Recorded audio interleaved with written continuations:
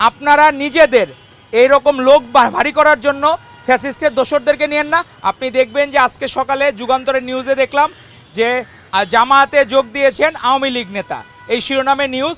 তো এখন আমরা আমাদের যারা বিরোধী মতের আছে তাদের লোকজন কম, সংখ্যা কম, তাই বলে অন্তত যারা ফ্যাসিবাদের দোসর বা ফ্যাসিবাদের মূল কারিগর অন্তত তাদের সাথে আপনারা আপোষ করেন না। আপনারা লোক কম হইলে আপনারা মানুষকে মোটিভেট করার চেষ্টা করেন, কিন্তু লীগের দোসরদেরকে নিয়ে দয়া করে দল ভারী করেন না।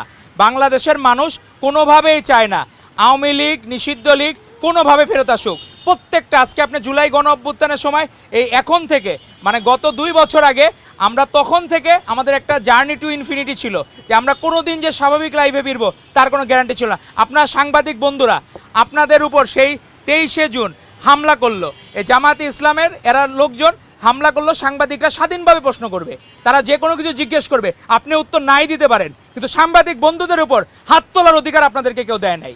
তো সেই জায়গায় আমরা তীব্র নিন্দা জানাই। আমাদের সেই সাংবাদিক বন্ধুরা তারা এখন মোটামুটি সুস্থ, কিন্তু তাদেরকে যে আপনি একটা পেশাকে যেভাবে অপমান করেছে বিরোধী মত জামাত ইসলামী, তো আমরা তাদেরকে অনুরোধ করব আপনারা নিজেদের এইরকম লোক ভারী করার জন্য ফ্যাসিস্টের দোসরদেরকে নিয়েন না। আর সাংবাদিক বন্ধুরা কিন্তু আপনাদের নিউজ কভার করতে যায়, তারা কিন্তু আমাদের বিরোধী মতের আমরা যখন ছিলাম সে সময় আমরা যখন বিরোধী দলে ছিলাম আমাদের নিউজকেও কভার করতে আসতো না।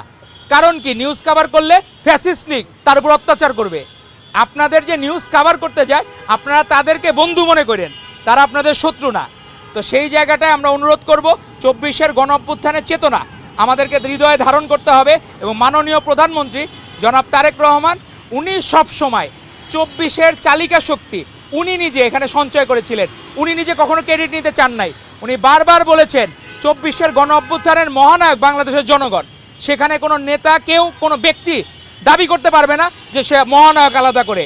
এখানে প্রত্যেকের যে মা, যে গৃহিণী, আমাদের মা বোনরা ঘরের বাইরে কোনো দিন বের হয় নাই, সেই মা বোনেরাও 24-এর গণ অভ্যুত্থানে তাদের বিরচিত ভূমিকা রেখেছে।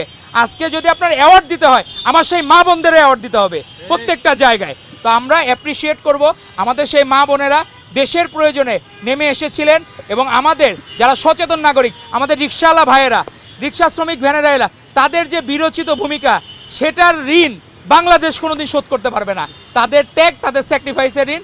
তো আমরা অনুরোধ করব 24-এর চেতনাকে ধারণ করার পাশাপাশি আমাদের 90-এর গণ অভ্যুত্থানের চেতনাকে ধারণ করতে হবে, 71-কে সবার আগে ধারণ করতে হবে। তো 71, 90, 24 নিয়েই আমরা বাংলাদেশ।